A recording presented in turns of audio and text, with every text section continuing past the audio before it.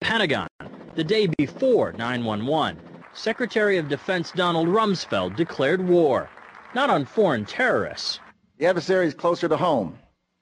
It's the Pentagon bureaucracy. He said money wasted by the military poses a serious threat. In fact, it could be said that it's a matter of life and death. Rumsfeld promised change, but the next day, the world changed. And in the rush to fund the war on terrorism, the war on waste seems to have been forgotten. My '03 budget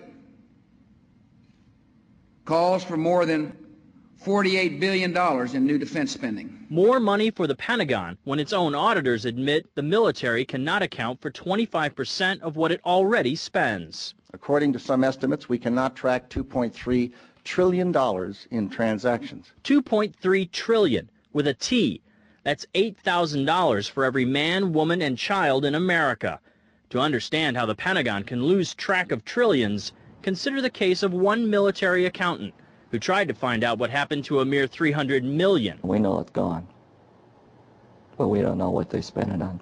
Jim Minery, a former Marine turned whistleblower, is risking his job by speaking out for the first time about the millions he noticed were missing from one defense agency's balance sheets. Minery tried to follow the money trail, even crisscrossing the country looking for records. The director looked at me and he says, "Why do you care about this stuff?"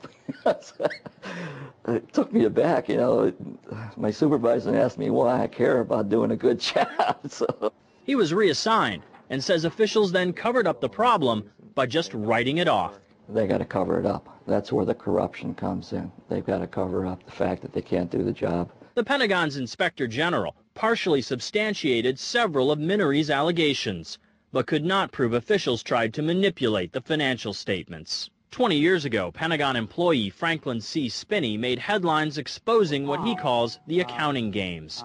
He's still there, and although he does not speak for the Pentagon, he believes the problem has gotten worse. Those numbers are pie in the sky. The books are cooked routinely year after year after year. Retired Vice Admiral Jack Shanahan commanded the Navy's Second Fleet the first time Donald Rumsfeld served as Defense Secretary. With good financial oversight, we could find $48 billion in loose change in that building without having to hit the taxpayers. In the 2.5 minutes since this report began, the Pentagon has spent nearly $2 million, and it may never know where 25% of those tax dollars went.